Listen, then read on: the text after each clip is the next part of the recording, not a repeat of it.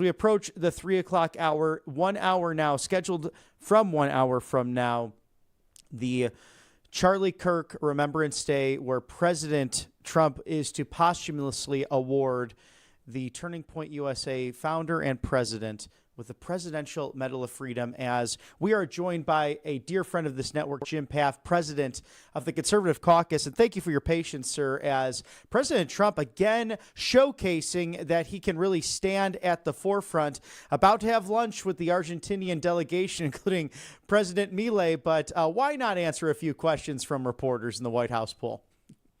Oh, it was really funny. He totally shut down an ABC reporter. And, people, oh, freedom of the press. Oh, my gosh, what are we doing here? Listen, I think it is healthy for a politician to call out media when they're doing wrong. And that's just part of the give and take. And we haven't had that kind of give and take from our politicians. And so that was very refreshing to see, and lots of great responses to the situation in Argentina. And of course, a lot of wins that Donald Trump is talking about in that short little presser there. So very refreshing. This is maybe the most open presidency in my lifetime. It's really awesome. And speaking of that, we were on the front row of history yesterday and throughout this journey. Truly peace in the Middle East, as those 20 hostages who are alive released to their families. You do have some Palestinian prisoners who went back the other direction as well. We have not seen something like this, as President Trump puts it, 3,000 years in the making, where peace really seems to be at the forefront and the goal of each and every one of these governments throughout the Middle East.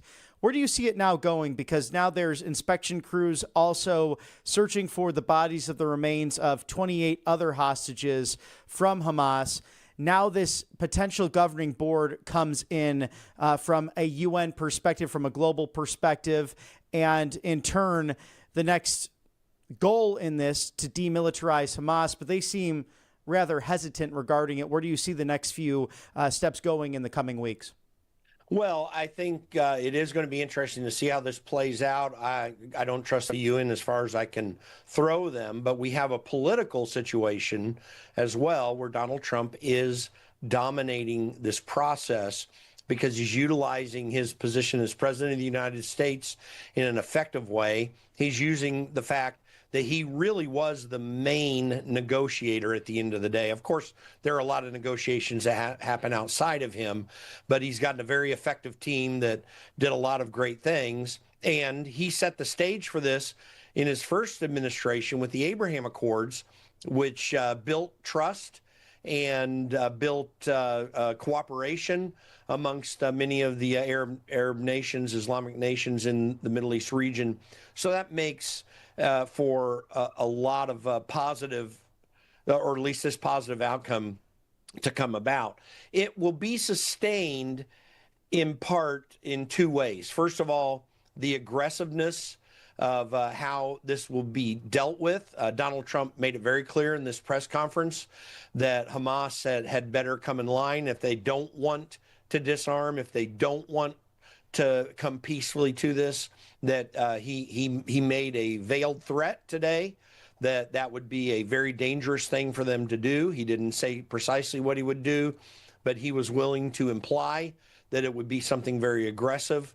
You need an aggressive stance against a regime organization like Hamas that truly destroyed Gaza. Like the Gaza that they received in 2006 is decimated in stature and in capability and economic capability from what it was that Israel gave to them. They gave them not just the willingness to help with food aid and various different things that they were willing to do to help that peace process hopefully get off the ground. It did not get off the ground because Hamas totally turned Gaza into a hellhole. It isn't just the military efforts that Israel undertook that made it a bit more of a hellhole because of response to October 7th. But it really was Hamas that destroyed Gaza, and it's really unfortunate. So there is hope. The thing, though, that in the long run that will give this peace process its greatest chance of success is economics, because Donald Trump has made agreements and arrangements on his trip to the Middle East earlier this year. He made the kind of arrangements that will allow for an opportunity of success, because you've got nations in the region that are building economic relationships with the United States on a normal ground, not some we're going to give you aid and throw money at you so you'll be nice to us type things. It's real opportunities for growth in their economies. And this is strategically really important for long-term success, because when you build those kinds of relationships in a fair manner where everybody wins, then you have a real sea change in terms of the diplomatic efforts that come out of that, because these nations are going to be more willing to act in a diplomatic fashion to help have the best chance of groups like Hamas not being able to maintain their kind of leverage, mostly through terror, that they have had in the past. You've got Israel decimated in a way from the actions Donald Trump took, or Iran decimated because of the actions that Donald Trump took to get rid of their hopes for a nuclear program, or at least short-term hopes. It's going to take a lot of time to build that back up. So Iran doesn't have the capability of really, making the Hezbollahs and the Hamases in the region strong enough to undertake their terror campaigns. And then lastly, there's a much bigger positive outcome to this, because since Donald Trump is building these relationships in the Middle East economically and diplomatically and otherwise, that puts China in a bad situation, because now China can't help Iran to effectively continue their efforts, mostly through their purchase of Iranian oil, gave Iran the capability to do that. That is going to get pushed further to the back end because of this arrangement that's there.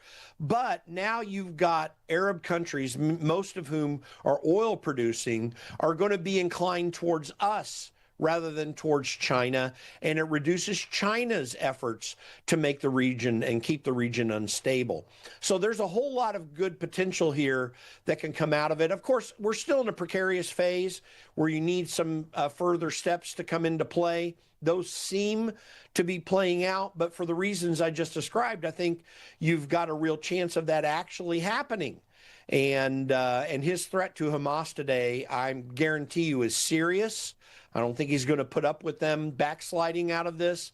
So, we're all still a bit in bated breath, waiting to see how it plays out. But all the pieces of the puzzle so far are in place that there's a better than average chance that could happen.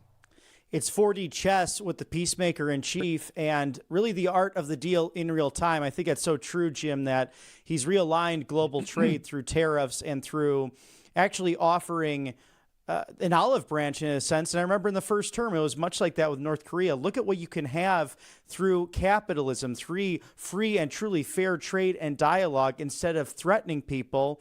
In turn, that might actually bring someone to the table. And so much, like you were saying, geographically speaking, and in regards to power changing with Syria, with Iran in the last 2 decades, and the Houthi rebels and Hezbollah, ISIS, all but gone, at least for the moment, because, again, it's a hard ideology to ultimately kill because it's so radical. From the river to the sea, that chant that we hear in New York City as we're approaching a mayoral election is calling for the extermination of the Jewish people. That's what it really means. It's as anti-Semitic as it gets, and it's sad to hear those echoed choirs in the United States here stateside, but an echoed choir happening in a bipartisan manner, perhaps a shimmering glimpse of what we could have, given that former President Bill Clinton and former First Lady, the Secretary of State Hillary Clinton, praising President Trump in this moment. Now we had the auto pen, and we know that he's not writing those messages, but then former Secretary of State also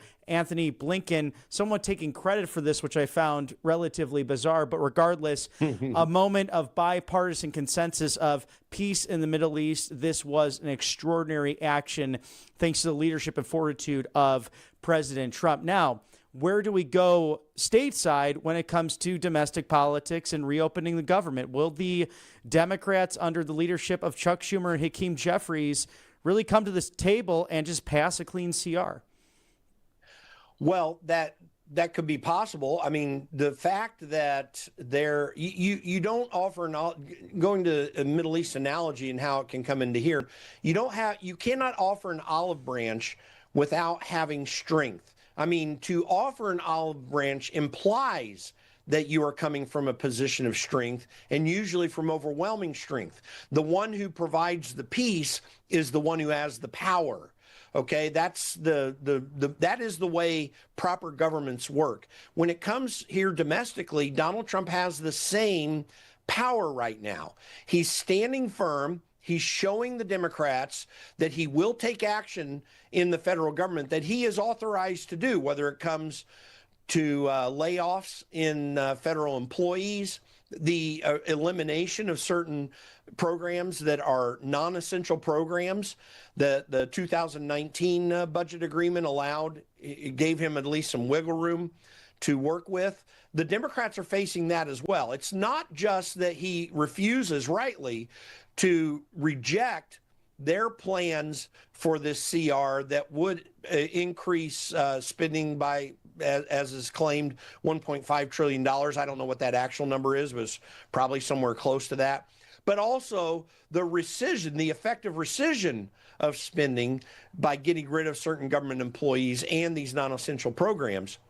That is the risk that Democrats are taking by continuing this battle. So Donald Trump has the upper hand. He is right now strongly influencing both John Thune and particularly Mike Johnson, who owes his speakership to Donald Trump's efforts to get the votes. He's utilizing that in the proper and effective way to work through the Democrat intransigence here, stubbornness, to just get the CR passed. So if they want to negotiate anything, they're going to have to do it on the basis of continuing the government. Donald Trump has all the strength in that argument right now. The American people are also backing him because they see that Democrats are trying to reverse what was done earlier in the year that, I think from a spending perspective was not such a great deal, but in terms of the freedom that it gave American people was a great deal, whether it comes to immediate expensing of business investment or the no tax on tips and the elimination of most of the taxes on Social Security income that's coming in. And some other factors. Those are very powerful things that were very positive. Now, if Democrats want to negotiate beyond that, Donald Trump's drawn a line in the sand and said, you can't do it until you get the CR. We're not even going to talk to you. That is the right stand to take here. And it is the way that Republicans have needed to act for decades now and have refused to do so, whether you had a President George W. Bush in office or whether you just had a Republican Congress opposing a Democrat, whether it was Obama or Biden.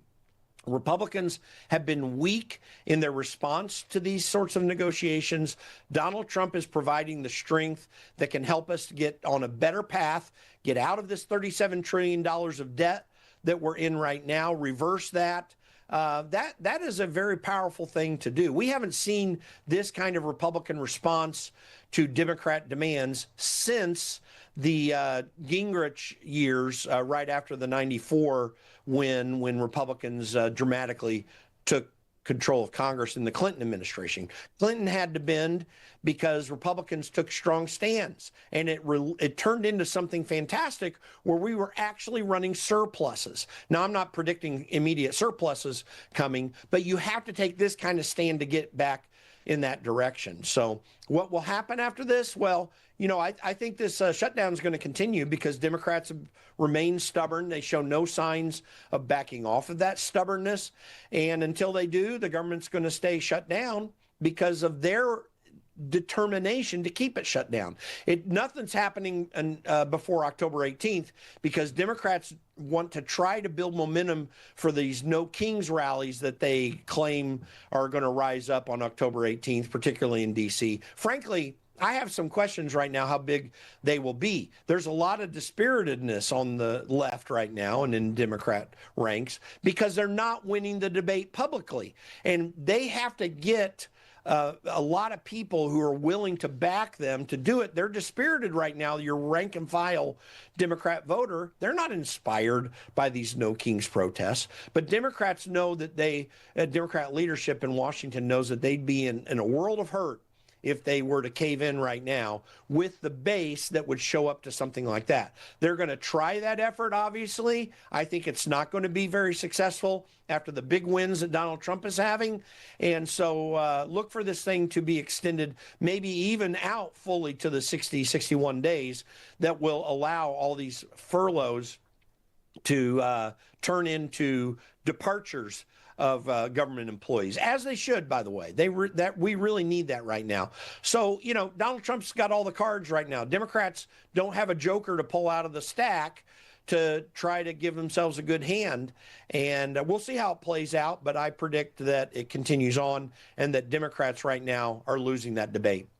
In essence, it's somewhat of a Doge 2.0 brought to us by the Democrats, and thank you for that to the Democrat Party, which unintentionally led us to that direction, Jim. And as a big cinema fan as I am, I think of The Dark Knight, the moment when the Joker and Batman are battling, and when the Joker thinks those two ships are going to explode, and then the response of Batman just saying, they just showed you how good people are to one another, and it surprises evil at times. And I think we're seeing that right now in so many different ways with a number of successful wins by this administration and by Republican leadership in Washington, D.C. Jim Pfaff, president of the Conservative Caucus, thank you for your deep analysis, and come back and see us soon on the right side of history. Look forward to doing it. Thanks, sir.